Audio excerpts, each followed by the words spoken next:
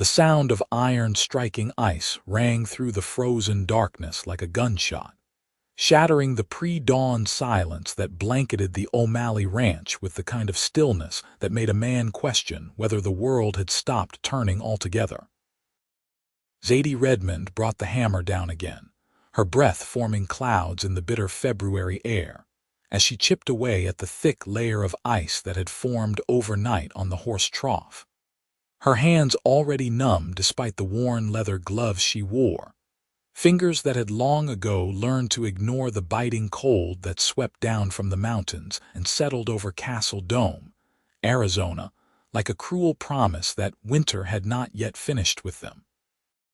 She had been doing this every morning for the past 3 weeks, ever since the cold snap had descended on the territory with unexpected ferocity, catching everyone off guard in a region more accustomed to scorching heat than freezing temperatures. The year was 1884, and the winter had proven to be one of the harshest anyone could remember in southern Arizona, a freak occurrence that had the old-timers talking about signs and portents while the younger folks simply tried to survive it. Zadie had no time for superstition or complaint. The horses needed water, and if that meant rising at 4 in the morning to break ice before the ranch hands stirred, then that was what she would do. She had arrived at the O'Malley ranch 6 months earlier, a woman alone with nothing but a worn carpetbag and a letter of introduction from a minister in Yuma who vouched for her character. Thomas O'Malley, the ranch owner, had been skeptical at first about hiring a woman to help with the horses, but his wife Margaret had seen something in Zadie's steady gaze and the set of her shoulders that spoke of determination and capability. They had given her a chance, and Zadie had proven herself worth every penny of her modest wages, working harder than men twice her size and never once asking for special consideration. At 22 years old, Zadie had already lived more life than most women her age. She had been orphaned at 15 when cholera swept through her family's small farm in Kansas, leaving her to fend for herself in a world that had little patience for young women without family or fortune. She had worked as a seamstress, a cook, a laundress, taking whatever honest work she could find while slowly making her way west, following some instinct she could not name toward open spaces and new beginnings. Arizona territory had seemed like the edge of the world when she first arrived, a place where the past could not follow, and the future remained unwritten. The ice finally gave way beneath her hammer, cracking into jagged pieces that she scooped out with her bare hands, tossing them aside where they landed with hollow thuds in the dirt. The water beneath was so cold it made her teeth ache just to look at it, but she knew from experience that within an hour the horses would be grateful for it, their warm muzzles dipping into the trough as they drank their fill before the day's work began. What she did not know was that she was being watched. Wesley O'Malley had been standing in the shadows near the barn for the past 10 minutes, his tall frame motionless as he observed the young woman attacking the ice with single-minded determination. He had noticed her dedication weeks ago, had in fact been noticing quite a bit about Zadie Redmond since she arrived, though he had been careful to keep his observations to himself. At 26, Wesley was the oldest son of Thomas O'Malley and the de facto foreman of the ranch, a position he had earned through hard work and natural leadership rather than mere inheritance. His father still owned the land and made the major decisions, but the day-to-day running of the operation fell to Wesley, and he took that responsibility seriously. He had been skeptical when his mother insisted they hire Zadie. The ranch was no place for a woman alone, he had argued, especially not one as young and attractive as Miss Redmond.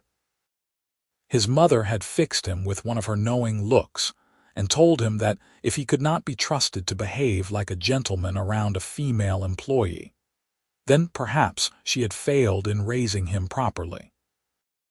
That had ended the discussion, but it had not ended Wesley's concerns, though those concerns had shifted considerably over the past months. Zadie Redmond worked harder than most of the men he employed, showed up earlier, stayed later, and never complained about the conditions or the work. She had a way with horses that bordered on magical, calming even the most skittish animals with nothing more than her voice and her touch. More than once, Wesley had come across her in the stables, talking softly to one of the mares or geldings, her words too low for him to make out, but the effect undeniable as the horse settled under her attention. But it was this morning ritual that had truly captured his attention. He had risen early to check on a mare that was close to foaling, and had heard the distinctive sound of metal on ice. Following the noise, he had discovered Zadie already at work, bundled in her threadbare coat, attacking the frozen trough with fierce determination. The sight had stirred something in his chest, a feeling he could not quite name, but that had kept him coming back morning after morning, watching from the shadows as she performed this act of service that no one had asked her to do. Today, however, he decided it was time to stop hiding in the darkness. "You know, we could just let the sun do that work," he said, his voice carrying across the yard but pitched low enough not to startle her too badly. Zadie spun around, hammer still in hand, her eyes wide in the dim light cast by the lantern she had hung on a fence post. Her heart hammered against her ribs, but she forced herself to take a breath and lower the tool. Wesley O'Malley emerged from the shadows near the barn, his sheepskin coat making him look even broader than usual, his dark hair visible beneath the brim of his hat. "Mr. O'Malley," she said, her voice steady despite the surprise that coursed through her. "I did not expect anyone else to be up at this hour." "Could say the same to you," Wesley replied, moving closer but keeping a respectful distance. "Though I have been noticing you out here these past weeks, seems you have made it your personal mission to ensure the horses have water before dawn." A flush crept up Zadie's neck, though whether from embarrassment at being caught or simply the exertion of her work, she could not say. "The ice is thinner in the early morning, easier to break while it is still dark and cold. Once the sun comes up, it starts to melt on the surface but stays solid underneath, makes it harder to clear properly. The horses should not have to wait until midday to drink." Wesley found himself impressed by her reasoning, though in truth he was impressed by most things about Zadie Redmond. "That is thoughtful," he said, "but you do not have to do this alone. I could have one of the men take care of it." "They have enough to do," Zadie said, turning back to the trough to scoop out the last of the ice. "And I do not mind. I like the quiet of the morning, gives me time to think." "What do you think about?" The question was out before Wesley could stop himself, too personal for an employer to ask an employee, but his curiosity got the better of his judgment. Zadie paused, considering whether to answer honestly or deflect with something polite and meaningless. She decided on honesty. "I think about how lucky I am to be here, to have work and a place to sleep and food to eat. I think about how much worse things could be. And sometimes I think about how beautiful it is, even with the cold. The way the stars look just before dawn, the way the mountains turn purple and then pink as the sun comes up. I think about how vast everything is out here, how a person could just disappear into all this space and no one would ever find them." There was something in her voice that made Wesley's chest tighten, a loneliness that he recognized because he felt it himself sometimes, even surrounded by family and ranch hands. "That sounds like both a comfort and a fear," he said quietly. "It is both," Zadie admitted, meeting his eyes for a moment before looking away. "But mostly comfort. I like knowing that I could start over if I needed to, that there is always somewhere else to go. You planning on going somewhere?" Wesley asked, and he was surprised by how much he hoped the answer would be no. "Not at present," Zadie said, a small smile touching her lips. "Your mother has been very kind to me and I like the work, but I have learned not to get too attached to any one place. Life has a way of changing without warning." Wesley wanted to tell her that she could stay as long as she wanted, that his family valued her work and her presence, that he had come to look forward to the glimpses he caught of her throughout the day as she moved from stable to corral, always busy, always capable. But such words would have been inappropriate, would have revealed too much of what he had been feeling, so instead he said, "Well, I am glad you are here. You have been good for the horses and good for the ranch." "Thank you," Zadie said, genuinely pleased by the compliment. "That means a great deal coming from you." An awkward silence fell between them, filled with all the things neither of them knew how to say. Finally, Wesley cleared his throat and said, "I should get back to checking on Rosie. She is due to foal any day now." "I will come by later to see how she is doing," Zadie said. "She was restless yesterday evening. I think it will be soon." "I think you are right," Wesley agreed. He tipped his hat to her, a gesture that felt both too formal and not formal enough for what he was feeling, and then turned back toward the barn. Zadie watched him go, her heart still beating faster than it should have been. She had been aware of Wesley O'Malley from her first day on the ranch, would have had to be blind not to notice him. He was tall and well-built, with dark eyes that seemed to see more than most people, and a quiet competence that inspired confidence in everyone around him. But more than his appearance, it was his kindness that had caught her attention. The way he treated the animals with gentle respect, and the way he spoke to everyone on the ranch, from his father to the lowest stable hand, with the same courtesy. She had been careful not to let her admiration show. She was an employee here, dependent on this job for her survival, and she would not jeopardize that by developing feelings for her employer's son. Besides, men like Wesley O'Malley did not seriously consider women like her. He would marry someone appropriate, someone from a good family with land and connections, not an orphan who had spent the past 7 years scrambling for survival. Still, as she gathered her tools and prepared to head back to her small room in the bunkhouse that the O'Malleys had converted for her use, she could not help the small flutter of pleasure that came from knowing he had been watching her, that he had noticed her early morning efforts and thought them worth commenting on. The next morning, Zadie arrived at the trough to find that someone had already begun the work of breaking the ice. Wesley stood there with a sledgehammer, his breath coming out in great clouds as he worked. He looked up when he heard her footsteps, and something that might have been a smile crossed his face. "Thought I would save you some trouble," he said. "You did not have to do that," Zadie protested, though she was touched by the gesture. "I know," Wesley said. "But I figured if this is important enough for you to be out here before dawn every morning, then it is important enough for me to lend a hand." From that morning on, they fell into an unspoken routine. Zadie would arrive at the trough just before dawn, and Wesley would already be there, breaking ice. At first they worked in silence, but gradually they began to talk, sharing small pieces of their lives in the quiet darkness before the ranch woke up. Zadie learned that Wesley had spent 2 years in Colorado learning about cattle ranching before returning to Arizona to help run the family operation.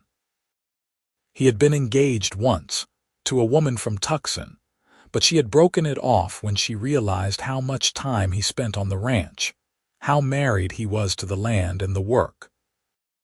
She wanted someone who would take her to San Francisco, who would build a house in town and come home for supper every night at 6 o'clock, Wesley explained one morning as they worked side by side. "I could not be that man. This ranch, this life, it is in my blood. I cannot imagine being anywhere else." "I understand that," Zadie said. Not about staying in one place because that is new to me, but about knowing what you need. There is honor in that, in being honest about who you are. Wesley told her about growing up on the ranch, about learning to ride before he could properly walk, about the hard years when drought or disease threatened everything his father had built. He spoke of his younger brothers, both still in school in Tucson, being educated so they would have choices he had never been given. And he asked about her life, careful not to push when she hesitated, but genuinely interested in her answers. Zadie found herself opening up in ways she had not with anyone in years. She told him about her family's farm in Kansas, about the happiness of her childhood before disease stole it all away. She spoke of the loneliness of being alone in the world, of the fear that had dogged her steps for years as she moved from place to place, never quite belonging anywhere. And she told him about the relief she had felt when Margaret O'Malley had looked at her with kind eyes and offered her a place. Not just a job, but a place where she could rest. As the weeks passed, and February gave way to March, the ice began to thin. Soon it would not be necessary to break it at all, the temperatures having risen enough that only a thin skin formed overnight, easily broken by the horses themselves. But neither Zadie nor Wesley suggested ending their morning meetings. They had become the best part of both their days, these quiet conversations in the darkness before the world intruded. It was Margaret O'Malley who first noticed the change in her son. She saw the way his eyes sought out Zadie during the day, the way his whole demeanor softened when the young woman was near. She saw, too, how Zadie's cheeks flushed when Wesley spoke to her, how her smile came more easily in his presence. Margaret was no fool. She had been young once, had fallen in love with Thomas O'Malley despite her family's objections that he was just a cowboy with more dreams than sense. She recognized the signs, and she found herself hoping that something good would come of it. Thomas O'Malley was less observant about such matters, but even he could not miss the way his son's work had improved. How Wesley seemed energized in a way he had not been since that girl from Tucson had left him. If that had something to do with the young woman they had hired to help with the horses, well, Thomas could think of worse things. Zadie was a hard worker, honest and capable, and if she did not come from money or status, well, neither had Margaret when he married her. But not everyone on the ranch was pleased with the growing connection between Wesley and Zadie. Garrett Pike had been working on the O'Malley ranch for 5 years, had in fact expected to be made foreman before Thomas made it clear that position would go to his son. Pike was a good worker when he wanted to be, but he had a mean streak and a sense of entitlement that made him difficult.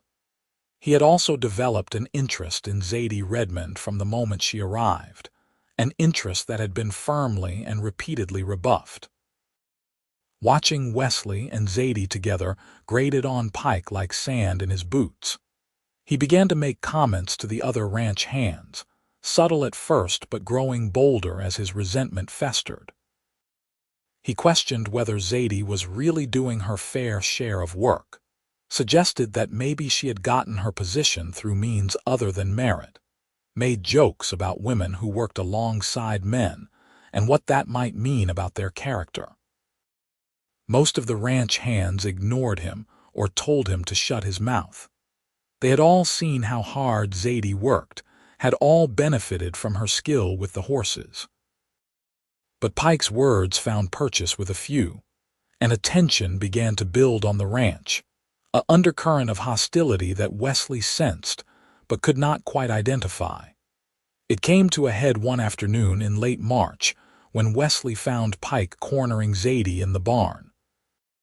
She had been grooming one of the mares, her back to the door, when Pike had come in and blocked her exit. Wesley could not hear what Pike was saying, but he could see Zadie's rigid posture, the way she held the curry comb like a weapon, the fear and anger in her eyes. "Pike," Wesley's voice cracked through the barn like a whip. "What are you doing?" Pike turned slowly, his expression shifting from predatory to innocent in the space of a heartbeat. "Just talking to Miss Redmond, boss. No harm in that." "From where I stand, it looks like you are preventing her from leaving," Wesley said, his voice dangerously quiet. "Step aside." "Sure thing," Pike said, moving away from Zadie but not before shooting her a look that made Wesley's hands curl into fists. "Touchy, aren't you? Makes a man wonder what she means to you." Wesley moved faster than Pike expected, crossing the barn in 3 long strides and grabbing the other man by the front of his shirt. "What she means to me is none of your business. What matters is that she works for this ranch, which means she is under my protection. If I ever catch you bothering her again, you will be looking for work somewhere else. Are we clear?" Pike's eyes narrowed with hatred, but he nodded. "Clear as crystal." Wesley released him with a shove that sent Pike stumbling backward. "Get out. Go help with the fence repair on the south pasture." Pike left without another word, but the look he gave both of them promised that this was not over. Zadie let out a breath she had not realized she was holding. "Thank you," she said, her voice shaking slightly despite her best efforts to control it. "He has been making comments for weeks, but today he started getting bolder."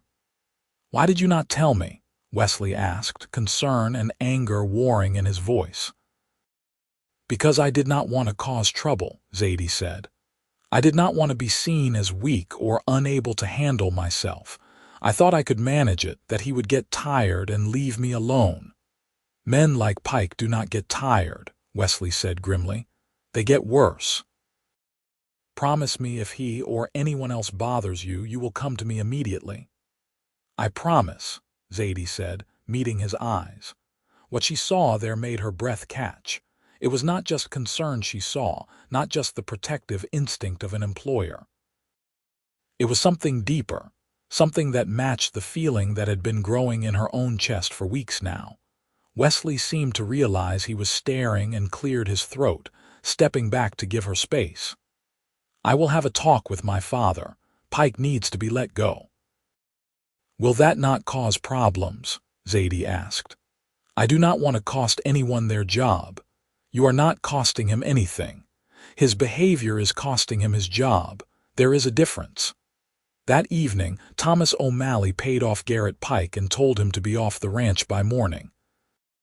Pike took his money with poorly concealed rage, and when he left the following day, it was with backward glances full of such venom that Margaret insisted they keep a closer watch on everything for a while, worried that he might come back to cause mischief. In the aftermath of Pike's departure, something shifted between Wesley and Zadie. The boundary that had existed between them, the careful line between employer and employee, between man and woman, began to blur. They still met in the mornings, though now that the ice was gone their excuse was flimsier. Something about checking the water levels and making sure the trough was clean. But everyone knew, including them, that they met because they wanted to be together, because those quiet moments before dawn had become essential to them both. One morning in early April, as the desert began to bloom with unexpected wildflowers brought forth by the unusual moisture from the winter cold, Wesley finally found the courage to speak the truth that had been building in him for months. "Zadie," he said, and something in his voice made her look up from the trough where she had been testing the water temperature. "I need to tell you something." Her heart began to race, but she kept her voice calm. "All right."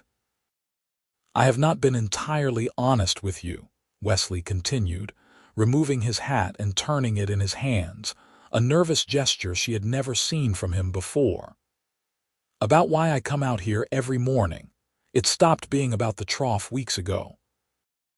It stopped being about anything except spending time with you." Zadie felt as though the ground had shifted beneath her feet. "Wesley, I am not sure this is wise. I work for your family. If things went badly, it would be complicated." "I know," Wesley said. "I have thought about all of that, believe me. I have thought about little else for weeks now. But Zadie, I have to be honest. I have feelings for you, strong feelings. And I hope that maybe you feel the same way." She wanted to deny it, wanted to protect herself and her position and her heart. But she had never been good at lying, and she could not start now, not with him. "I do," she admitted, her voice barely above a whisper. "I have tried not to, but I do." Wesley's face broke into a smile that transformed him, making him look younger and happier than she had ever seen. "Then why are we fighting it?" "Because I have nothing," Zadie said, the words tumbling out in a rush. "I have no family, no money, no prospects. Your father will expect you to marry someone suitable, someone who can bring something to the union besides a good hand with horses. I cannot be that person, Wesley. I will not be the reason you disappoint your family." Wesley stepped closer, close enough that she could feel the warmth radiating from him in the cool morning air. "My parents did not marry for money or status. My mother's family thought she was throwing her life away when she chose my father. But they loved each other and they built something good together. That is what I want, Zadie, not a business arrangement or a society marriage. I want what they have, and I think I could have that with you."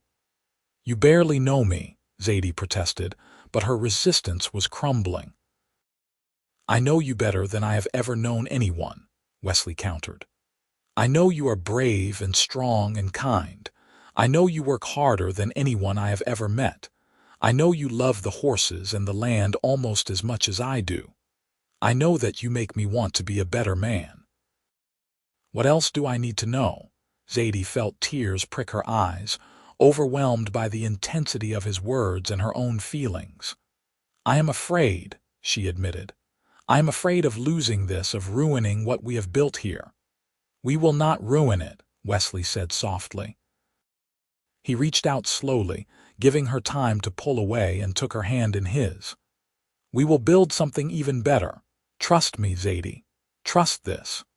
She looked down at their joined hands, his so much larger than hers, calloused from years of ranch work just as hers were.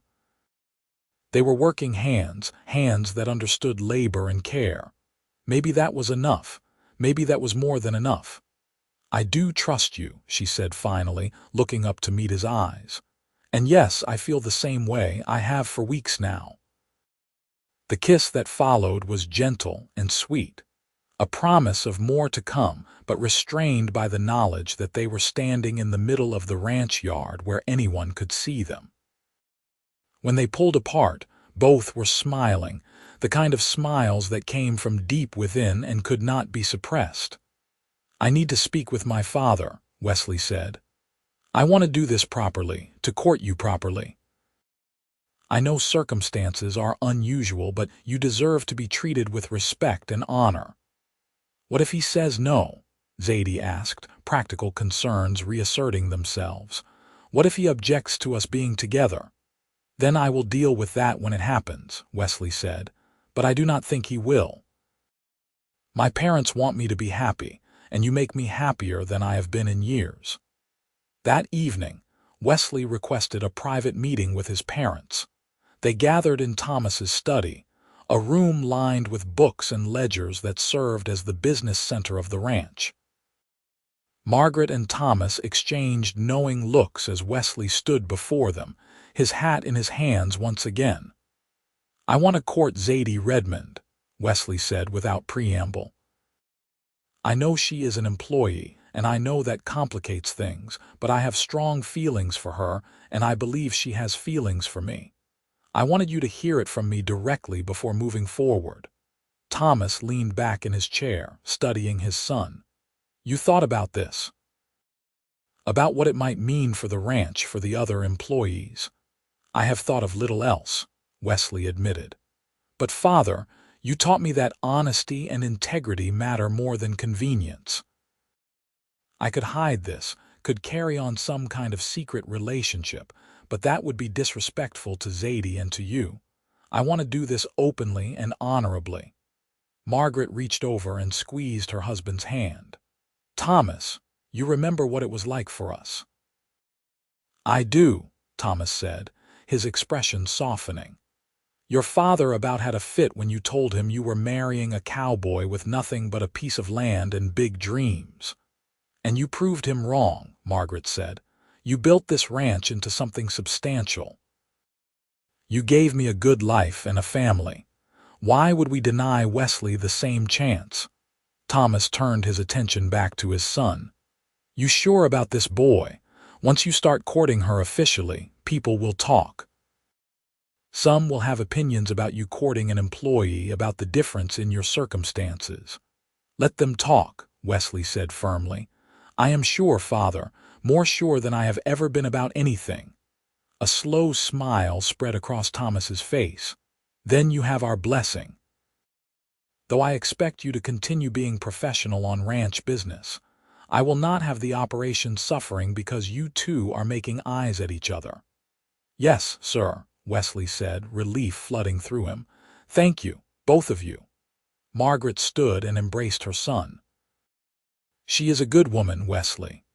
I saw that the moment I met her. Treat her well." "I will," Wesley promised. Over the following weeks, Wesley courted Zadie with a combination of old-fashioned formality and frontier practicality. He asked her to accompany him on rides across the ranch property, showing her all his favorite places, the spots where he had played as a boy, and the vistas that never failed to take his breath away. They had picnics by a creek that ran through the northern section of the property, talking for hours about everything and nothing, learning the contours of each other's thoughts and dreams. He brought her small gifts, nothing extravagant but thoughtful. A book of poetry he thought she might enjoy, purchased on a trip to town. A new pair of riding gloves when he noticed hers were wearing through. Wildflowers left on her doorstep in the morning, picked on his early rounds of the property. Zadie found herself blooming under his attention. The hard protective shell she had built around herself over years of survival slowly cracking open to reveal the softer, more hopeful woman underneath. She laughed more easily, smiled more freely, and began to believe that maybe, just maybe, she could have the kind of life she had thought was reserved for other people, luckier people. The other ranch hands noticed the change in both of them. Most were happy for Wesley, who they liked and respected, and for Zadie, who had won them over with her work ethic and kindness. A few were skeptical, wondering if the relationship would last or if it would cause problems down the line, but they kept their concerns to themselves. In town, however, the news of Wesley O'Malley courting his family's horse tender spread quickly, and reactions were mixed. Some thought it romantic, a true love story. Others thought Wesley was making a mistake, lowering himself by pursuing a woman of no family or fortune. There were whispered suggestions that perhaps Zadie had trapped him somehow, had used feminine wiles to secure a better position for herself. Wesley heard some of these rumors and was furious, ready to confront anyone who spoke ill of Zadie. But she talked him down, reminding him that people would always talk, and that the best response was to live their lives with integrity and ignore the gossip. "Let our actions speak for us," she said one evening as they sat together on the porch of the main house, watching the sun set over the mountains. "Those who know us will see the truth. Those who do not know us do not matter." "You are wiser than I am," Wesley said, taking her hand in his. "I have had more practice at being talked about," Zadie replied with a slight smile. "When you are alone in the world, people make assumptions. I learned a long time ago that I cannot control what others think, only what I do." As spring turned to summer, their relationship deepened. Wesley found himself falling more in love with Zadie every day, amazed by her strength and her gentleness, her practical wisdom and her unexpected moments of whimsy. She told him stories of her travels, of the strange characters she had met and the beautiful places she had seen, and he listened with the fascination of a man who had rarely left Arizona territory. Zadie, for her part, felt herself opening up in ways she had not thought possible. Wesley made her feel safe in a way nothing else ever had, not just physically, but emotionally. She could be herself with him, could voice her fears and hopes without judgment, could admit to the loneliness that had dogged her for years without feeling ashamed. He listened to her, really listened, and valued her opinions on everything from horse training to ranch management to politics. In June, Wesley took Zadie to a dance in town, an annual event that served as a social gathering for everyone in the area. It was the first time they had appeared together publicly as a couple, and Zadie was nervous about the reception they would receive. She wore her best dress, a simple blue cotton that Margaret had helped her alter to fit better, and tried to ignore the butterflies in her stomach. As they entered the hall where the dance was being held, conversation seemed to pause for a moment. Wesley felt Zadie tense beside him, but he kept his head high and his hand firmly on the small of her back, a gesture of support and claim. They found a table where Thomas and Margaret were already seated, and the moment passed as people returned to their own conversations. Wesley led Zadie onto the dance floor for a waltz, and as they moved together to the music, the rest of the room seemed to fade away. She fit perfectly in his arms, following his lead with easy grace, and when she smiled up at him, Wesley felt his heart constrict with the depth of his feelings. "I love you," he said, the words coming out before he had consciously decided to say them. "I know we have not been courting long, but I know my own heart. I love you, Zadie Redmond." Zadie felt tears spring to her eyes even as joy flooded through her. "I love you too," she whispered. "I tried not to, but I do. I love you so much it frightens me sometimes." "Do not be frightened," Wesley said, pulling her closer as they turned across the floor. "I will never hurt you, never leave you. I promise you that." It was a promise he meant with every fiber of his being, but fate had other plans.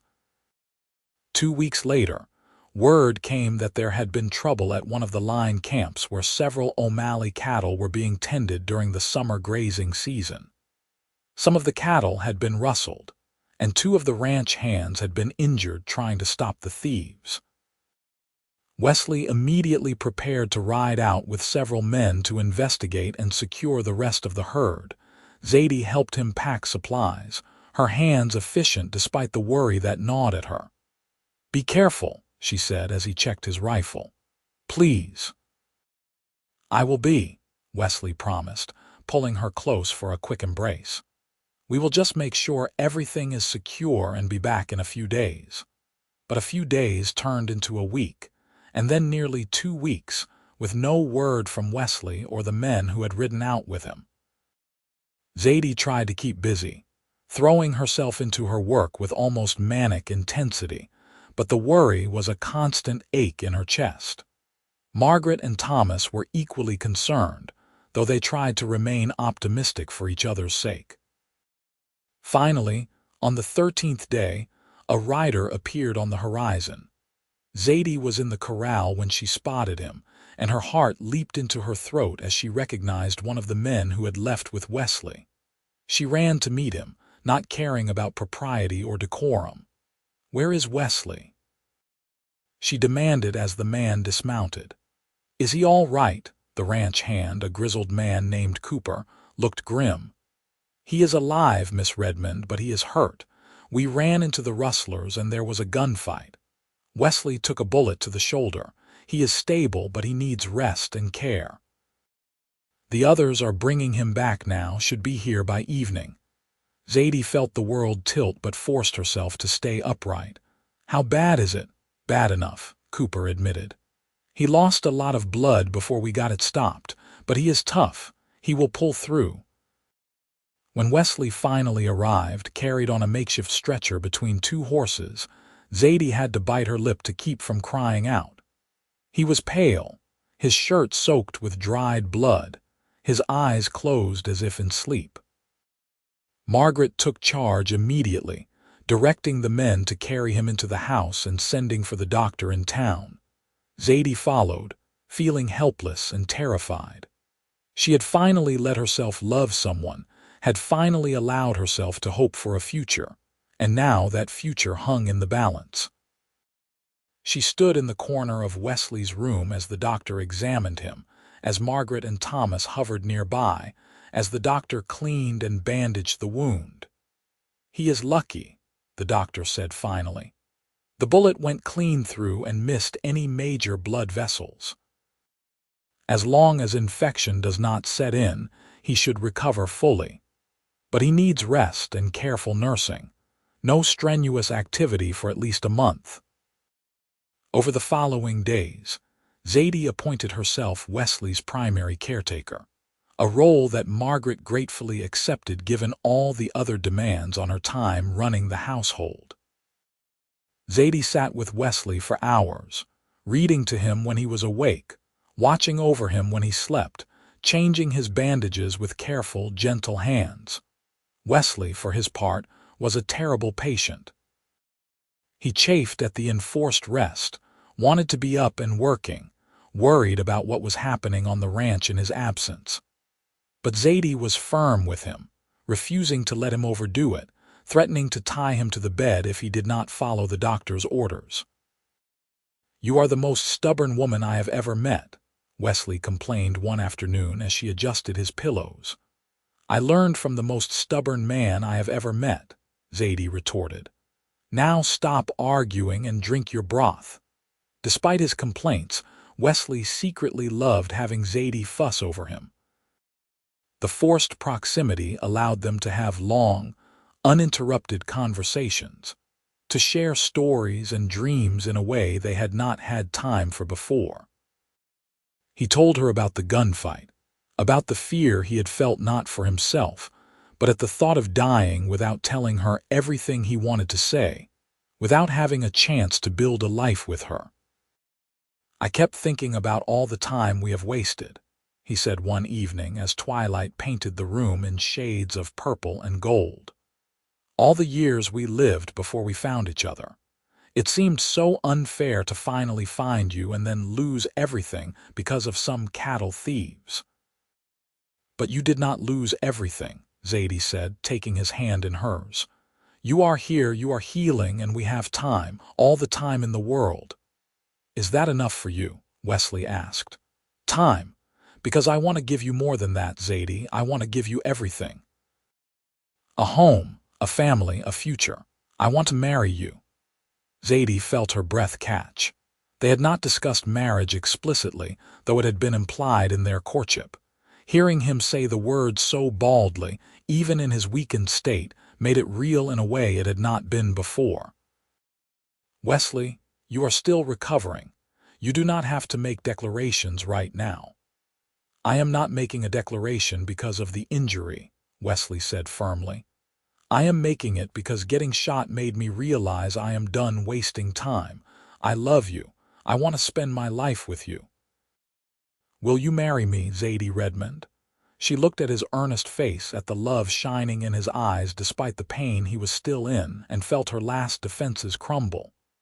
"Yes," she said, tears streaming down her face. "Yes, I will marry you." Wesley pulled her down for a kiss, ignoring the twinge in his shoulder, and for a moment everything else faded away except the two of them and the promise they had just made.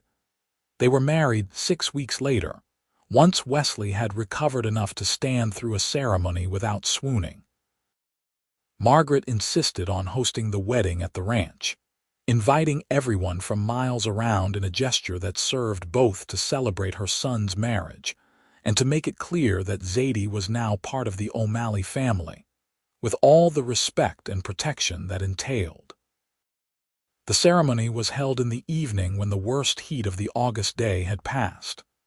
Zadie wore a dress that Margaret had helped her make, white lace over pale blue satin, simple but elegant. Wesley wore his best suit, still moving a bit stiffly from his healing shoulder but standing tall and proud as Zadie walked toward him.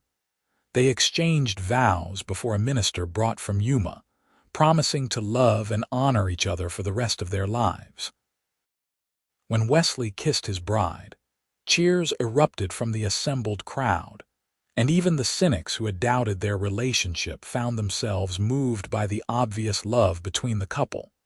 The celebration that followed lasted well into the night, with food and music and dancing. Zadie found herself swept from partner to partner as various ranch hands and townspeople asked for a dance with the bride. But her eyes always returned to Wesley, watching her with such love and pride that it made her heart swell. Late in the evening, as the party was winding down, Thomas O'Malley pulled his new daughter-in-law aside. "I want you to know something," he said gruffly, uncomfortable with emotional declarations but determined to say his piece. "When Margaret first suggested hiring you, I had doubts. Thought a woman might not be up to the work, might cause problems.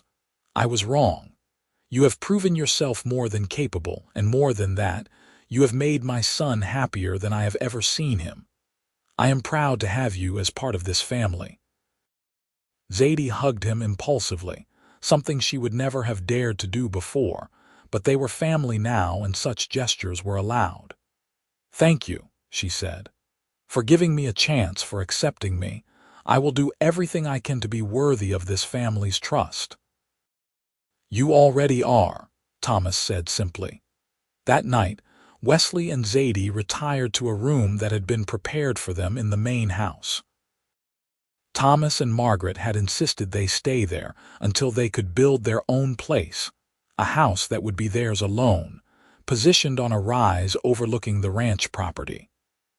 The plans were already drawn up, and construction would begin as soon as Wesley was fully healed. As they closed the door on the world and finally had privacy, Wesley pulled Zadie into his arms. "Hello, wife," he said, savoring the word. "Hello, husband," Zadie replied, still hardly believing this was real, that she was married to this good man, that she had a family and a home and a future. They came together with a mixture of tenderness and passion, learning each other in new ways, cementing their promises with touch and breath and whispered words. Later, lying tangled together in the darkness, Zadie felt a peace she had never known, a sense of belonging that went bone deep. "What are you thinking?" Wesley asked, running his fingers through her hair. "I am thinking about ice," Zadie said, and felt him laugh. "Ice? That morning you first spoke to me at the Trough," Zadie explained. "If you had not noticed me breaking the ice, if you had not started joining me, none of this would have happened. We might have remained employer and employee, never crossing that line." "I would have noticed you eventually," Wesley said confidently. "How could I not? You are the most extraordinary person I have ever met." "Still," Zadie said, snuggling closer to him, "I am glad for that ice, for the cold snap that brought us together." "So am I," Wesley agreed. "Though I am much more grateful for the woman who was dedicated enough to wake before dawn every morning to make sure the horses had water. That showed me who you really are." They fell asleep in each other's arms, content and complete in a way neither had been before they found each other. The following months were busy as they adjusted to married life, while Wesley continued to recover fully and oversee the ranch operations. True to his word, Thomas began construction on a house for the newlyweds, and both Wesley and Zadie spent their spare time helping with the building, wanting to have a hand in creating their home.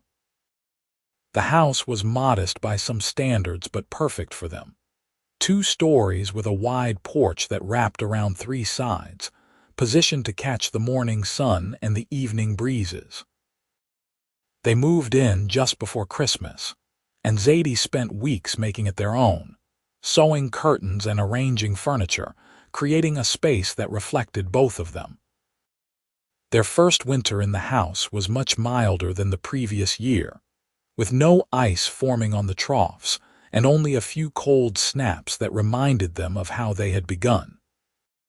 Still, Zadie often woke before dawn out of habit, and Wesley would wake with her, and they would stand together on their porch watching the sun rise over their land, marveling at how much had changed in a single year.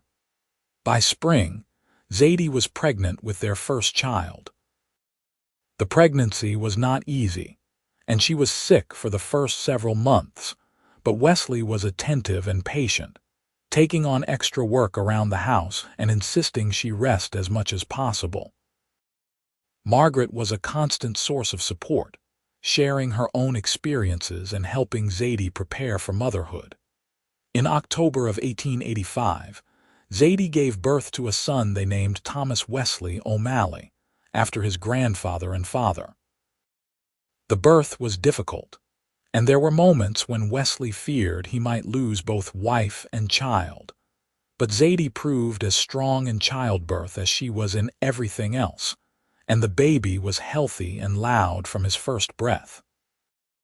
Wesley held his son for the first time with trembling hands, overwhelmed by the tiny, perfect human they had created. "He is beautiful," he said, his voice thick with emotion.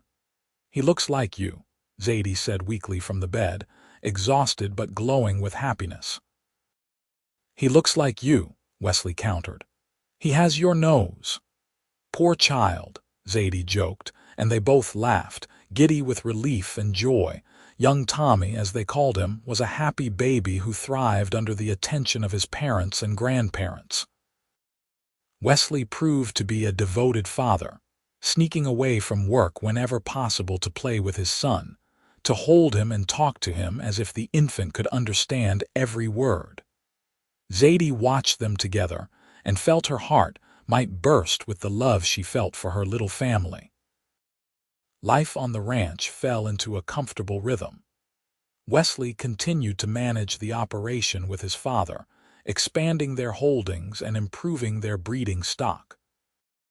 Zadie returned to work with the horses once she had recovered from childbirth, though now she brought Tommy with her, strapping him to her back as she moved through her tasks. The baby seemed to enjoy the motion and the proximity to the animals, and more than once Wesley came upon his wife and son in the stables, Zadie talking softly to both the horses and the child as she worked. 2 years after Tommy's birth, Zadie became pregnant again. This pregnancy was easier than the first, and in the spring of 1888, she gave birth to a daughter they named Clara Margaret, after Wesley's grandmother and mother. Clara was a quiet baby where Tommy had been boisterous, content to watch the world with solemn eyes that seemed to take in everything. With 2 children, their lives became even fuller.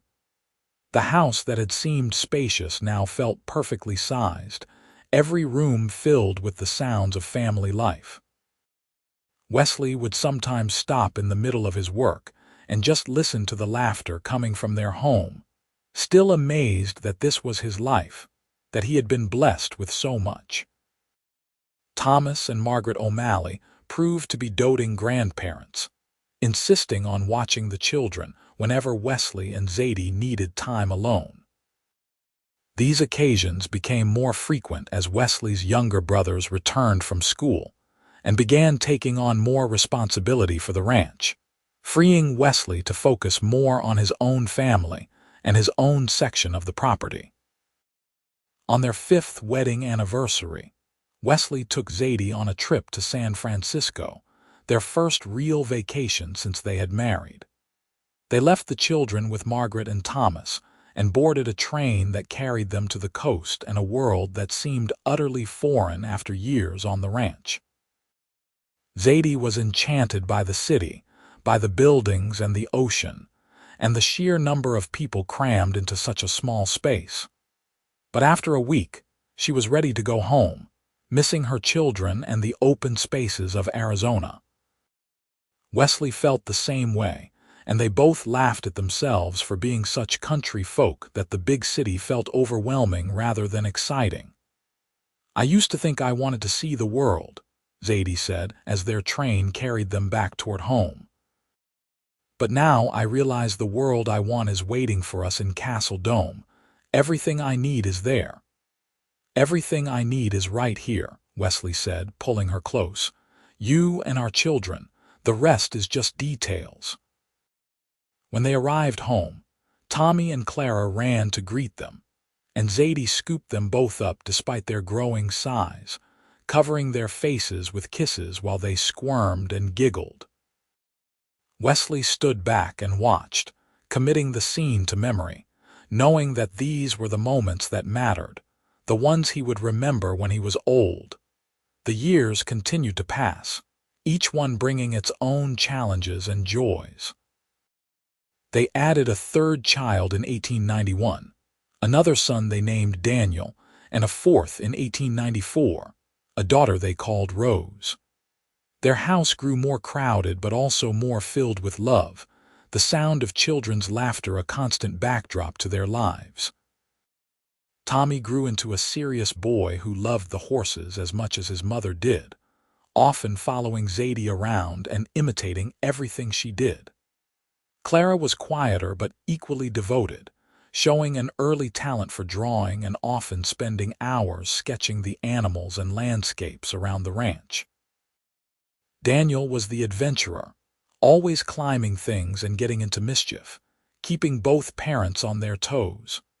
And Rose, the baby, was a charmer who wrapped everyone around her tiny finger with her smile. Wesley and Zadie's love deepened with each passing year, weathering the small storms that all marriages face and emerging stronger for it.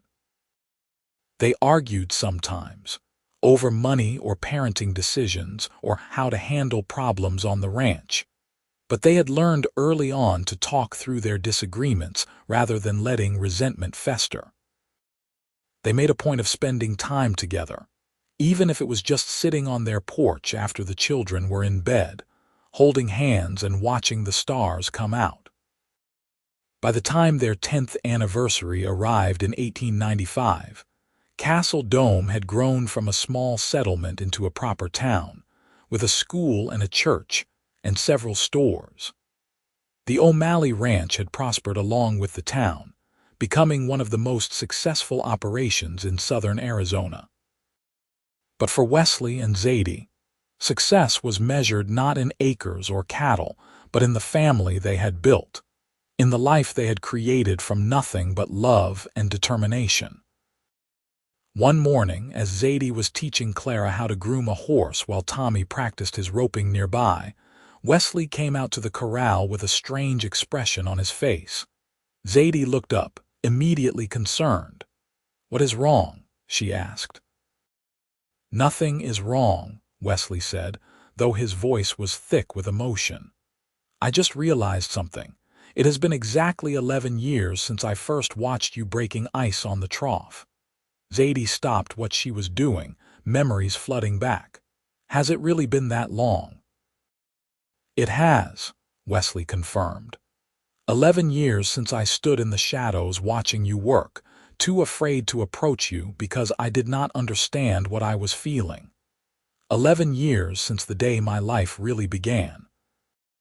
"Our lives began," Zadie corrected gently, setting down the curry comb and crossing to him. "We found each other, Wesley. Neither of us would be who we are without the other." "I know," Wesley said, pulling her into his arms despite the children watching with amused expressions. "But I still remember that morning so clearly. The sound of your hammer on the ice, the determination in every swing. I fell in love with you in that moment, even though I did not recognize it yet. You were breaking ice, but you were also breaking through all my defenses, all my carefully constructed walls. I remember thinking how cold it was," Zadie said with a laugh. "How much I hated winter mornings. If someone had told me that those freezing dark mornings would lead to all of this, to you and our children and this life, I would have thought they were insane." "Would you do it all again?" Wesley asked. "If you could go back, knowing everything that would happen, would you still choose this?" Zadie looked around at their children, at the ranch that had become home, at the man who had given her everything she had ever wanted without even knowing what that was. In a heartbeat, she said. Every frozen morning, every difficulty, every moment of doubt, I would do it all again just to end up right here. They kissed, ignoring the sounds of their children making exaggerated gagging noises, and in that moment, the world was perfect. The years continued their steady march, bringing changes both expected and unexpected. Thomas O'Malley passed away in 1898, dying peacefully in his sleep after a long and successful life.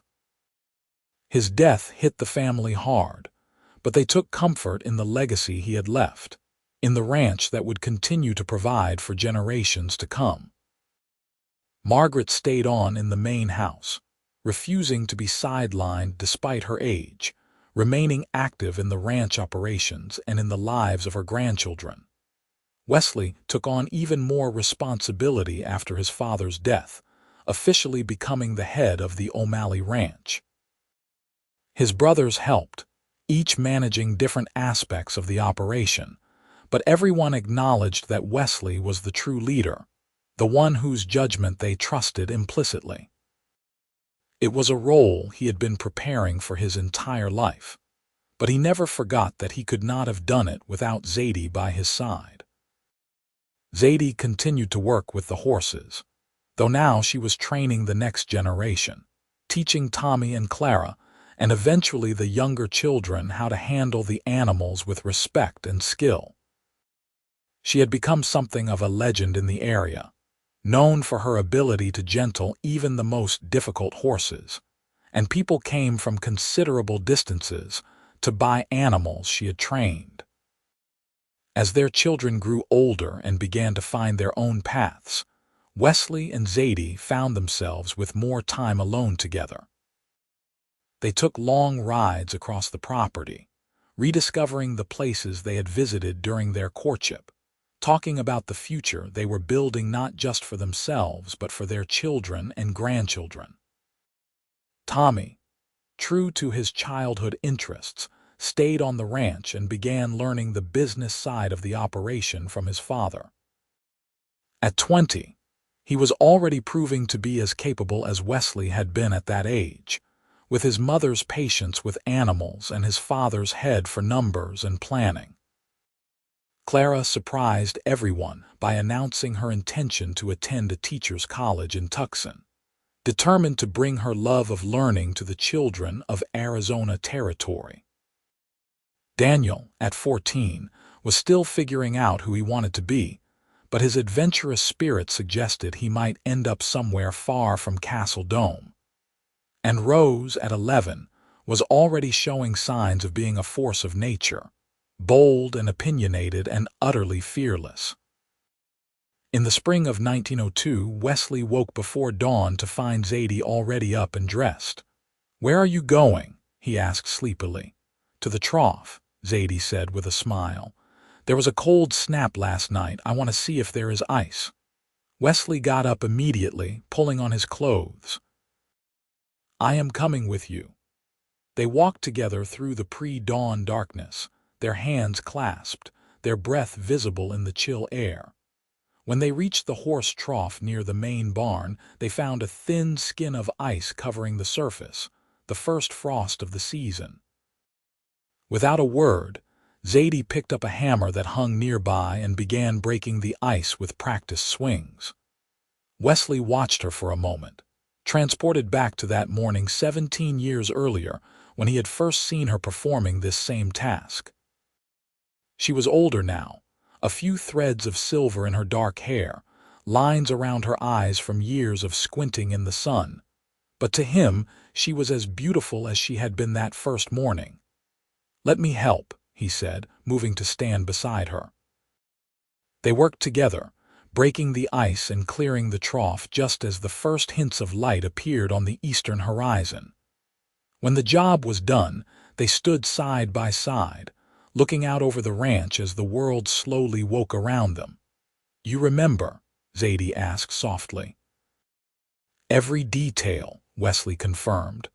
"The sound of your hammer, the determination in your eyes, the moment I realized I wanted to know you to be part of your life." I was so alone then, Zadie said. So convinced that I would always be alone, that love and family were things other people got but not me. And then you saw me, really saw me, and everything changed. You changed everything, Wesley corrected. You took a man who thought he had his whole life figured out and showed him that he had been living only half a life. You gave me purpose beyond the ranch, gave me a family, gave me happiness I did not know was possible. They stood together as the sun rose, painting the sky in shades of pink and gold, and marveled at the life they had built from such simple beginnings. Behind them, their house was beginning to stir, their children waking to a new day. Ahead of them stretched years they would fill together, years of work and laughter and love. The ice on the trough melted as the sun climbed higher, but the memory of those frozen mornings remained crystallized in their hearts, a reminder that sometimes the most important moments in life begin in darkness and cold, but lead to warmth and light beyond imagining. By 1905, the O'Malley Ranch had grown into one of the largest and most respected operations in Arizona Territory. Tommy had married a young woman from Tucson named Sarah, and they had given Wesley and Zadie their first grandchild, a girl named Emma. Clara had indeed become a teacher, returning to Castle Dome after completing her education to establish a proper school in town. Daniel had surprised everyone by developing an interest in law and was studying in Phoenix, determined to become an attorney. And Rose, at 16, was already turning heads in town, though Wesley threatened any young man who came calling with a level of father protection that both amused and exasperated his daughter.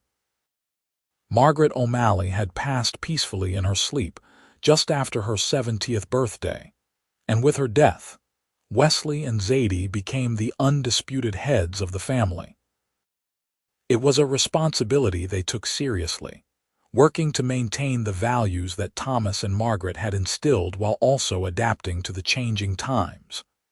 One evening, as they sat on their porch watching the sunset, Wesley turned to Zadie with a question that had been on his mind for some time. "Are you happy?" he asked. "Truly happy?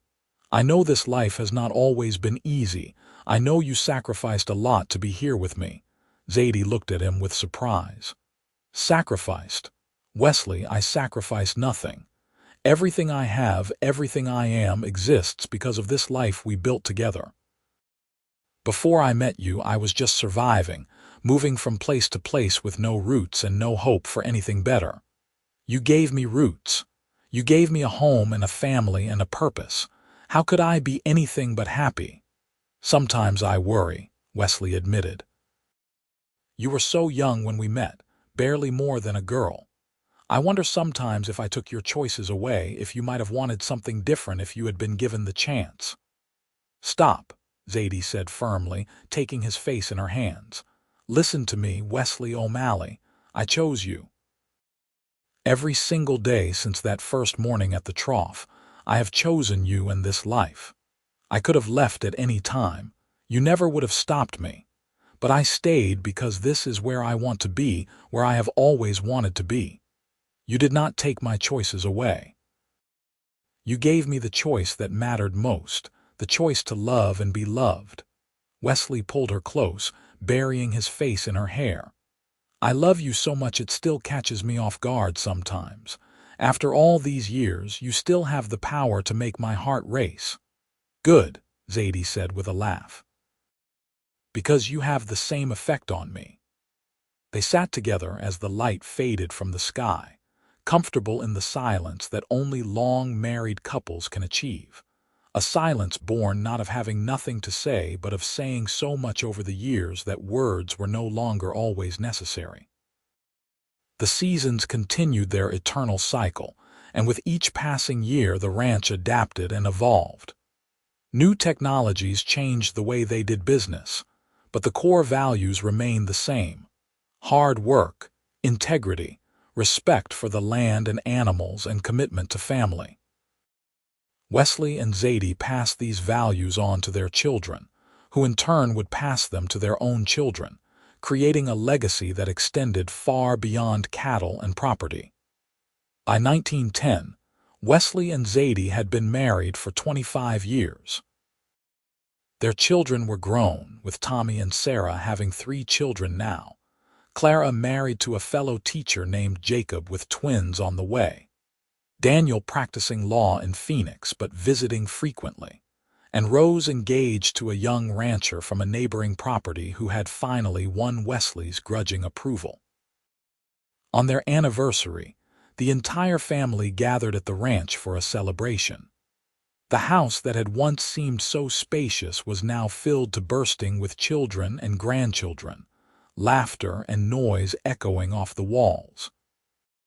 Margaret's old house, which Tommy and Sarah now occupied, was equally full, and the evening turned into a sprawling party that moved between buildings and spilled out onto the porches and yards.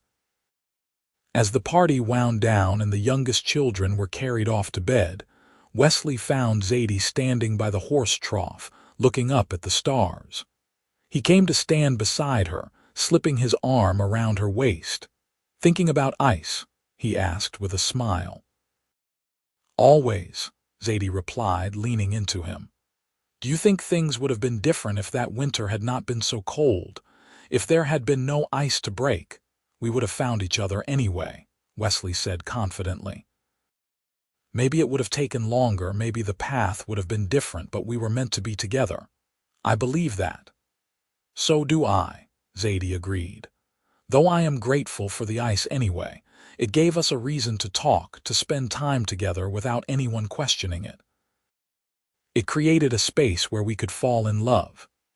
They stood together for a long time, wrapped in each other's arms, listening to the sounds of their family inside the houses, to the soft noises of the horses in the nearby barn, to the eternal whisper of the wind across the desert. This was home, this was family, this was everything they had built from nothing but determination and love. "Thank you," Wesley said suddenly. "For what?" Zadie asked, looking up at him. "For breaking the ice that morning. For being strong and capable and beautiful. For giving me a chance even though I was just another cowboy with nothing to offer but a dream. For building this life with me.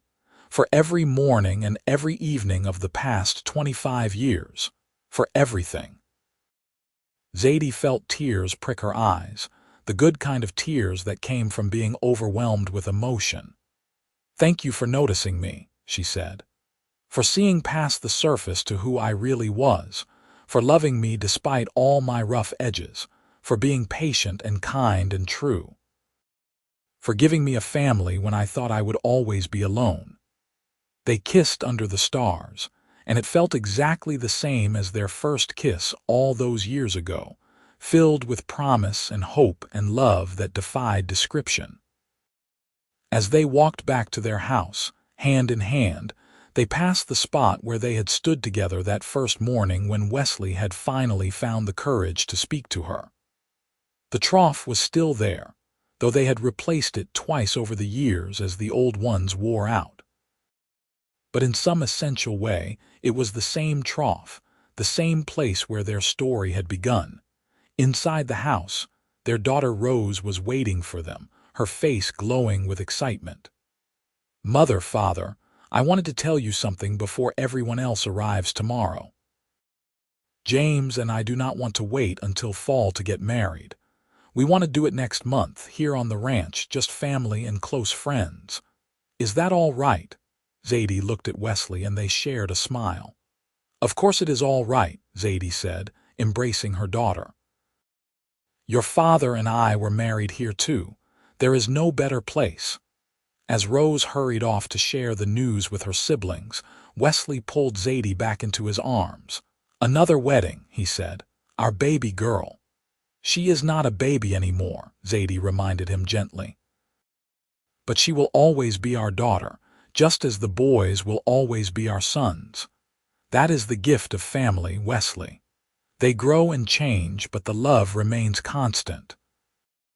Rose's wedding took place on a perfect June morning in 1910, with wildflowers blooming across the property and a gentle breeze keeping the heat at bay. She married her James under an arbor that Tommy and Daniel had built, with Clara standing beside her as matron of honor and her brothers giving her away together. Wesley and Zadie watched their youngest child marry with hearts full of joy and just a touch of sadness that this chapter of their lives was closing, but new chapters were already beginning. Tommy and Sarah announced they were expecting their fourth child. Clara and Jacob shared that they were expecting their first grandchild, which would make Wesley and Zadie great-grandparents. Daniel was courting a young woman from Phoenix and hinted that an engagement might be imminent. The family tree was spreading its branches ever wider, creating shade and shelter for generations yet unborn. As the years continued to pass, Wesley and Zadie began to slow down, not from any particular ailment but simply from the accumulated weight of years. Wesley was 52 now, Zadie 48, and while they were still active and engaged in ranch life, they had begun the process of handing over more and more responsibility to Tommy and his siblings. This transition was bittersweet, a recognition that time was moving forward whether they were ready or not. But there was also a sense of satisfaction in seeing their children take on leadership roles, in knowing that the ranch would continue to thrive long after they were gone. In 1915, as World War I raged in Europe, but had not yet drawn America into its grasp, Wesley and Zadie celebrated their 30th anniversary. It was a quieter celebration than their 25th had been. Just their immediate family gathered for a dinner at the main house. But the love was no less evident, the bonds no less strong. After dinner, as had become their tradition, Wesley and Zadie walked out to the horse trough. There was no ice tonight, would not be for months yet, but the trough remained their special place, the physical reminder of where their love had begun. 30 years, Zadie marveled. Sometimes it feels like just yesterday, and sometimes it feels like we have always been together. Both are true, Wesley said. We have lived a lifetime together, but my love for you is as fresh as it was that first morning when I realized I could not stay in the shadows any longer, that I had to speak to you or burst from keeping it all inside. Do you have any regrets? Zadie asked. Anything you wish we had done differently? Wesley thought about it seriously before answering. No, he finally said. We have had our share of struggles and sadness, but those things are part of life. We faced them together, and they made us stronger. I would not change a single moment because every moment led us to where we are now. I feel the same way, Zadie said. Even the hard times, even the losses, they all taught us something. They all made us who we are. They stood together as night fell around them, and for just a moment, Zadie could almost hear the sound of her hammer breaking ice, could almost feel the bitter cold of that long-ago winter morning. She could see Wesley standing in the shadows, watching her with eyes that were already falling in love even if he did not know it yet. She could feel the uncertainty and hope that had filled her in those early days, the wonder of being seen and valued and chosen. You know what I think about sometimes, Wesley said, breaking into her reverie. I think about the fact that if that winter had been mild, if there had been no ice, you would have had no reason to be at the trough every morning. And I might have missed my chance to really notice you to start our conversations. That cold snap, which seemed like such a hardship at the time, was actually a gift. Life is funny that way, Zadie agreed. The things we think are obstacles often turn out to be opportunities. The challenges that seem insurmountable become the stories we tell our grandchildren, the proof that we were strong enough to survive and thrive. As they walked back to their house, they could see lights glowing in windows across the property. Tommy's house, where 3 generations now lived together. The bunkhouse where ranch hands slept, men who had become like extended family over the years. The barn where horses shifted and snorted in their stalls, horses that Zadie had gentled and trained with her patient hands. This was their kingdom, not built on conquest or wealth, but on love and hard work and commitment to something larger than themselves. This was their legacy, and it would endure. The years from 1915 to 1920 brought tremendous change to the world and to the O'Malley Ranch. America entered the war, and Daniel enlisted as a captain in the Army, using his legal expertise in the Judge Advocate General's Corps. His letters home were infrequent but reassuring, and when he finally returned in 1919, thin and marked by experiences he rarely discussed, the family celebrated his safe return with heartfelt relief. During those war years, the ranch had contributed to the war effort by supplying horses and beef, and the work had been grueling. But Wesley and Zadie, now in their late 50s, had been sustained by their partnership, by the family they had built, and by the knowledge that they were doing their part. By 1920, Wesley was 61 and Zadie was 56. Their hair was more gray than dark now, and they moved with the careful deliberation of people who understood their bodies' limitations. But their love had not diminished with age. If anything, it had deepened, tempered by years of shared experience into something unshakable. They had 12 grandchildren now, ranging from Emma, who was 15 and already showing signs of inheriting her grandmother's way with horses, to baby Michael, just 6 months old and already the darling of the family. They also had 2 great-grandchildren through Clara, a reality that made Zadie laugh every time she thought about it. One cold morning, in January 1921, Zadie woke before dawn out of habit. The winter had been colder than usual, reminiscent of that long-ago winter when she and Wesley had fallen in love. She dressed quietly, not wanting to wake Wesley, and made her way out to the horse trough. A thin layer of ice had formed overnight, and without thinking, Zadie picked up a hammer and began to break it, falling back into the rhythms that had once been such a central part of her life. The sound rang out across the silent yard, and she smiled, remembering. "Still at it, I see," a familiar voice said from behind her. Zadie turned to find Wesley standing there, bundled in his coat, a smile on his weathered face. "Old habits," she said with a laugh. "I heard you moving around, knew where you would be."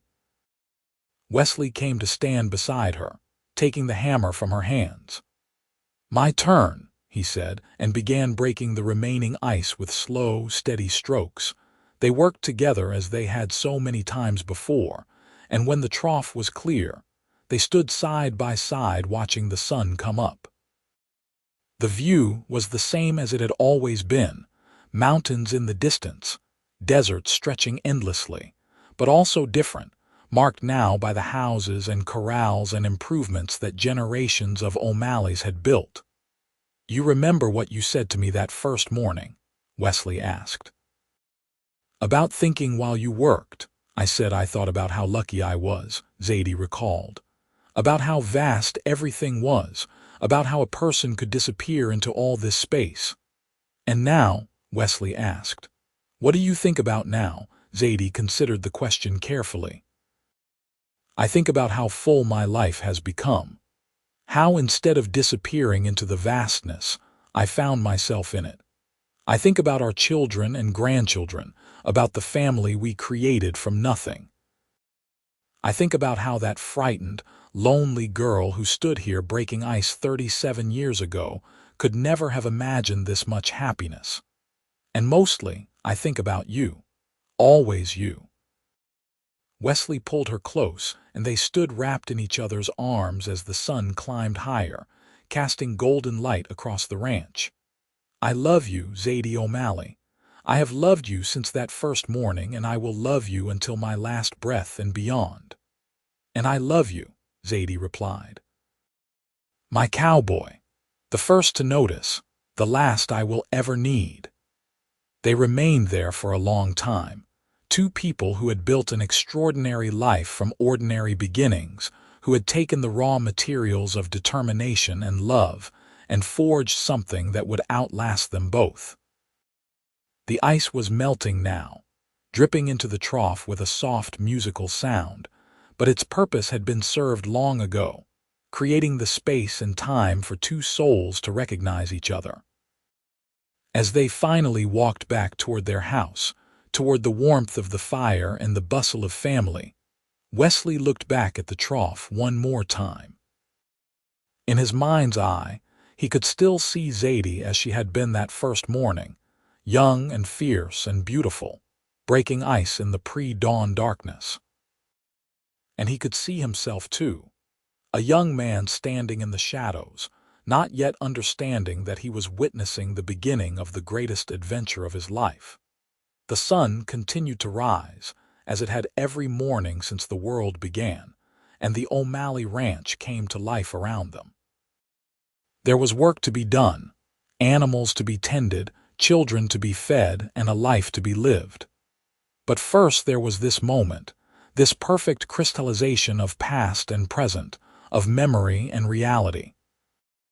Zadie squeezed Wesley's hand as they reached their porch, and he squeezed back, a silent conversation that needed no words. They had made it, through hardship and joy, through loss and triumph, through all the years that had brought them to this moment. They were still here, still together, still in love.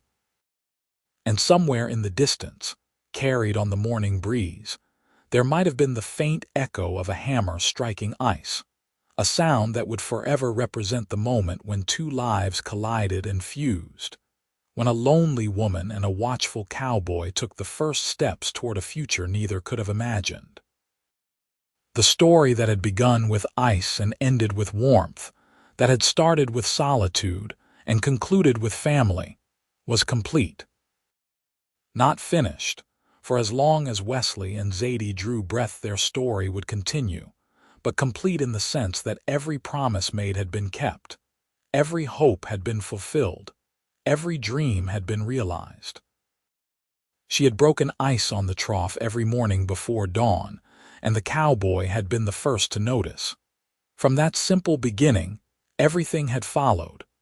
Love and marriage, children and grandchildren, a life built on mutual respect and devotion, a legacy that would endure for generations. As they crossed the threshold of their home, the door closing behind them on the cold morning air, Wesley and Zadie carried with them the knowledge that they had done what so many strive for, but few achieve. They had found their person, their partner, their home. They had built something lasting from materials as fragile as morning conversations, and as strong as commitment forged in the hard work of daily life. The ice was broken, the water was clear, and the horses would drink their fill. And two people who had once been strangers, brought together by cold weather and determination, and the simple need to care for animals, had become something far greater than the sum of their parts. They had become us, we ours, forever intertwined.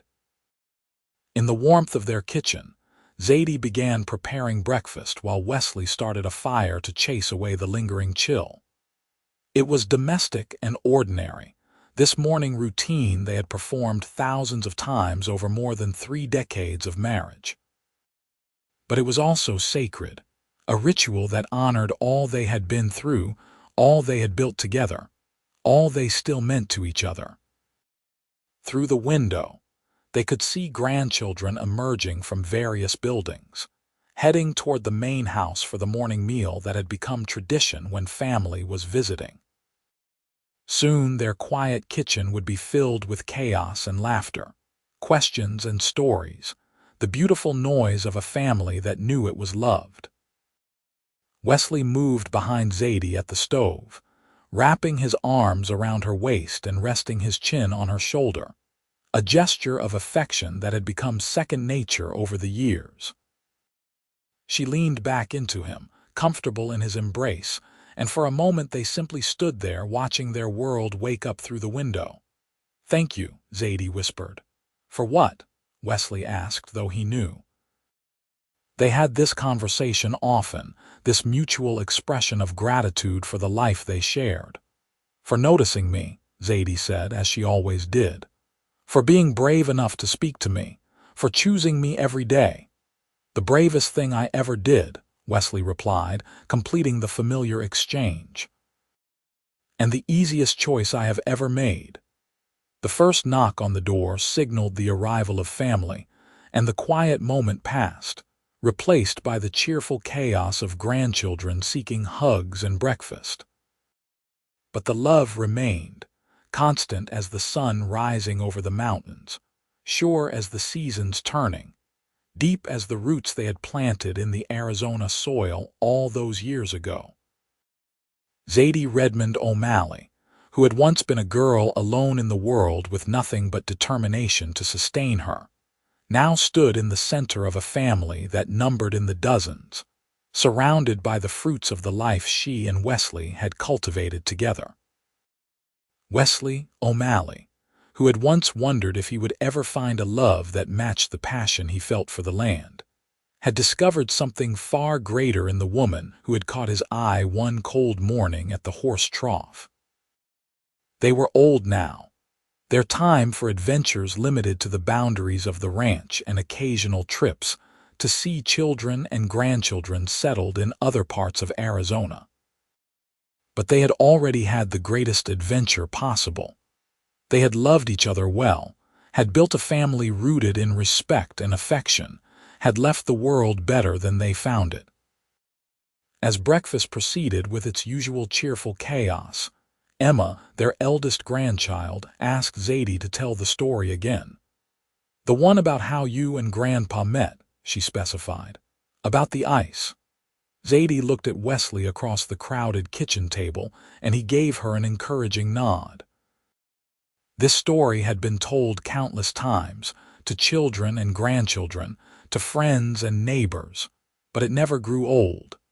It was their origin story, the foundation upon which everything else had been built. "Well," Zadie began, her voice taking on the cadence of a well-worn tale, "it was the winter of 1884, and Arizona was having the coldest winter anyone could remember." As she spoke, Wesley watched her, marveling as he always did at how the years had refined her beauty rather than diminishing it. The lines on her face told the story of their life together, each one marking moments of laughter or worry, joy or sorrow. Her hands, still strong despite the passage of time, gestured as she spoke, painting pictures in the air. The children and grandchildren listened raptly, even those who had heard the story 100 times before. There was something magical in the telling, in understanding that the two gray-haired people at the head of the table had once been young and uncertain, that their great love story had humble beginnings in early morning cold and simple kindness. When Zadie finished speaking, describing how Wesley had finally revealed his feelings and how she had agreed to marry him, there was a moment of satisfied silence around the table. Then Emma spoke up again. "I hope I find someone who loves me the way you two love each other," she said wistfully. "You will," Zadie assured her.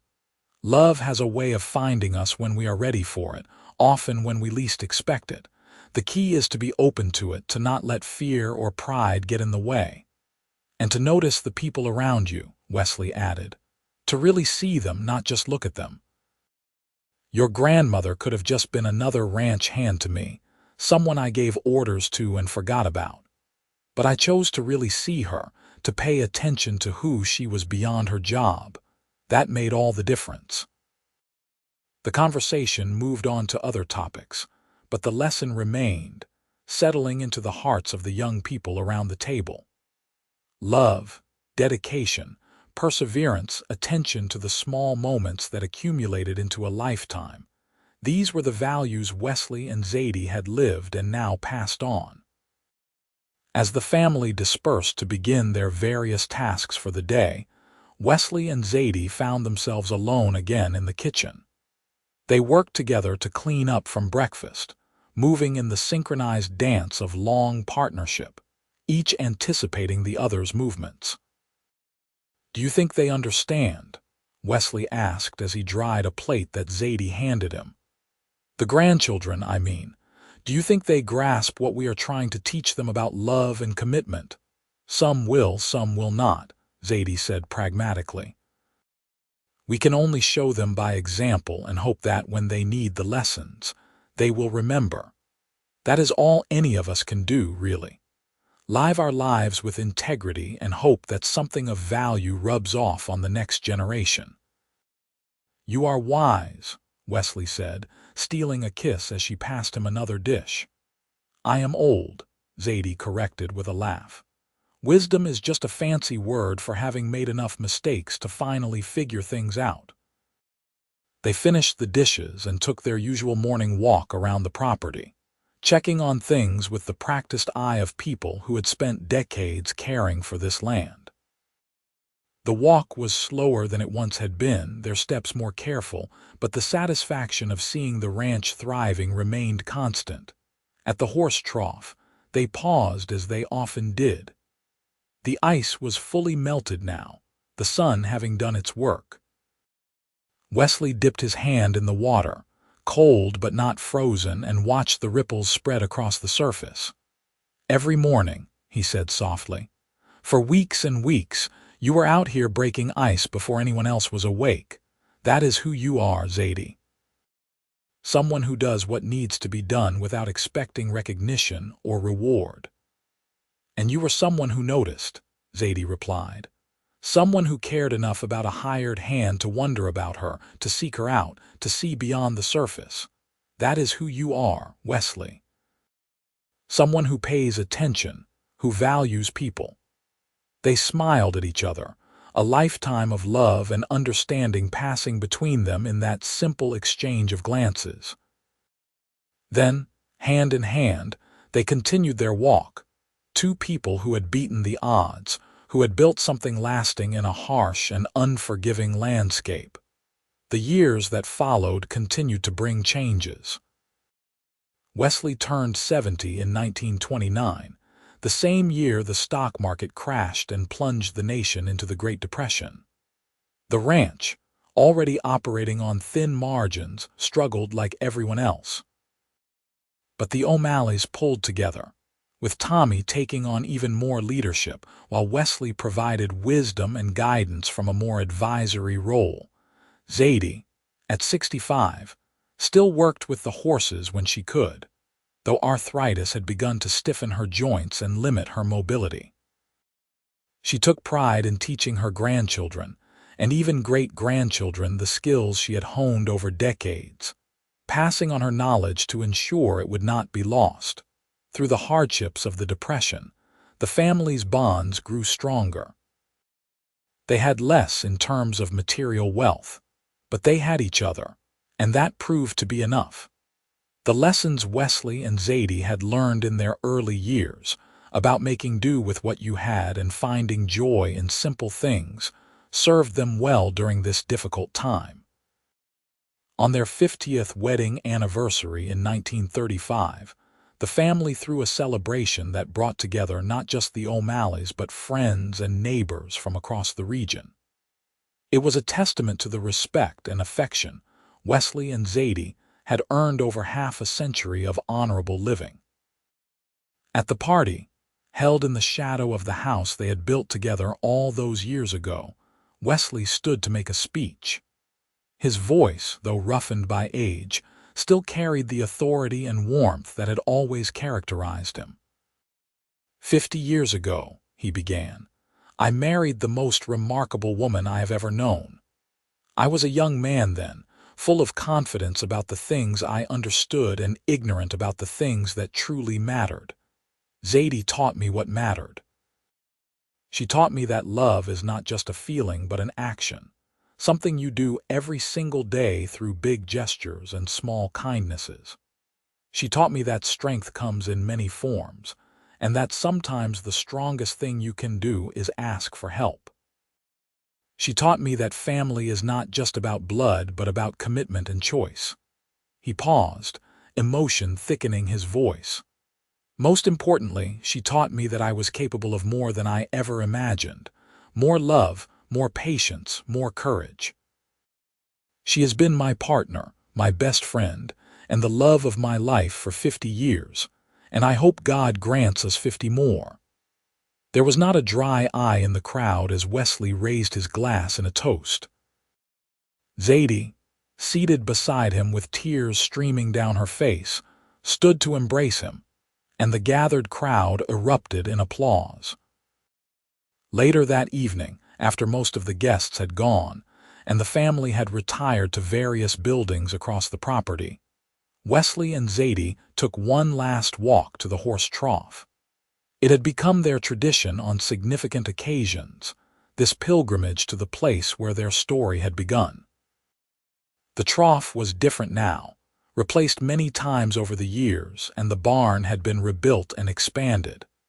But the location was the same, and more importantly, the memory was the same.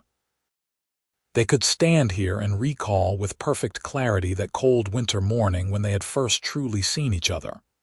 50 years, Zadie marveled. When I was young and alone, 50 years seemed like an eternity. Now it feels like it has passed in the blink of an eye. Time is funny that way, Wesley agreed.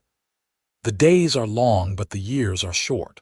I can remember our wedding day as if it were yesterday, can remember the birth of each of our children, can remember moments so vividly they might as well be happening right now. But somehow all those moments have added up to half a century. You think we will get 50 more? Zadie asked, referencing his toast. Wesley smiled. Probably not, but however much time we have left, I intend to spend every moment of it loving you. That is all I could ever ask for, Zadie said. They stood together under the stars in the place where everything had begun, and marveled at the journey they had taken. From ice and cold to warmth and family, from loneliness to belonging, from uncertainty to absolute sureness. It had been a good journey, a worthy life. Wesley O'Malley passed away peacefully in his sleep in 1938, at the age of 79. He went to bed beside Zadie one evening after a good day spent with family, and simply did not wake the next morning. The doctor said his heart had given out, worn down by years of hard living and hard work, but those who knew him said he had simply loved so completely that his heart had nothing left to give. Zadie was devastated by his death, but she did not crumble. She had learned long ago how to be strong, and that strength served her now. She mourned him deeply and truly, but she also celebrated the life they had shared, taking comfort in the family they had created and the legacy they were leaving behind. She lived for another 7 years, surrounded by children and grandchildren and even great-great-grandchildren, a matriarch respected and beloved by all who knew her. She continued to visit the horse trough every morning that she was able, standing there in quiet communion with memories of Wesley, of their early morning conversations, of the love that had sustained them for more than 5 decades. On a cool morning in January 1945, Zadie Redmond O'Malley made her way to the trough one last time. She was 80 years old, her body frail but her mind still sharp. There was no ice that morning, but she stood there anyway, her gnarled hands resting on the edge of the trough, her eyes closed as she remembered. She could hear Wesley's voice as clearly as if he stood beside her. She could feel the cold of those long-ago mornings, could smell the leather and horse and clean air that had been the scent of her life. She could see the young man who had stepped out of the shadows to speak to her, whose simple act of noticing had changed everything. "I am coming, my love," she whispered to the wind. "Wait for me just a little longer." That evening, surrounded by 3 generations of O'Malleys, Zadie passed away peacefully, a smile on her face as if she had seen something wonderful. They buried her next to Wesley on a rise overlooking the ranch, in the spot they had chosen years earlier, where they could watch over the land and family they had loved so much. At her funeral, Emma, now a woman of 40 with children and grandchildren of her own, told the story one more time. The story of how her grandmother had broken ice every morning before dawn, and how her grandfather had been the first to notice. She told it through tears but also through smiles, because it was not a sad story, not really. It was a story about love found in unexpected places, about strength and determination, about two people who had chosen each other and built something lasting. The O'Malley Ranch continued to thrive, passing from Tommy to his children and eventually to their children. The values that Wesley and Zadie had instilled, the lessons they had taught through word and deed, continued to guide the family through good times and bad. The house they had built together became a landmark, preserved by the family as a reminder of their origins. And every winter, when cold snaps brought ice to Arizona, someone from the family would go out before dawn to break the ice on the troughs. They did it because it needed to be done, but also because it honored the memory of Zadie and Wesley, because it connected them to the story of how their family had begun. The horse trough, replaced countless times over the decades, remained in the same spot, a monument to a love that had started with the simple sound of a hammer breaking ice and had grown into something that touched generations. It stood as a reminder that the smallest moments can have the greatest significance, that kindness and attention matter, that love can be found even in the harsh cold of an Arizona winter morning. She had broken ice on the trough every morning before dawn. The cowboy had been the first to notice. And from that simple beginning, a love story for the ages had unfolded, leaving behind a legacy that would never be forgotten.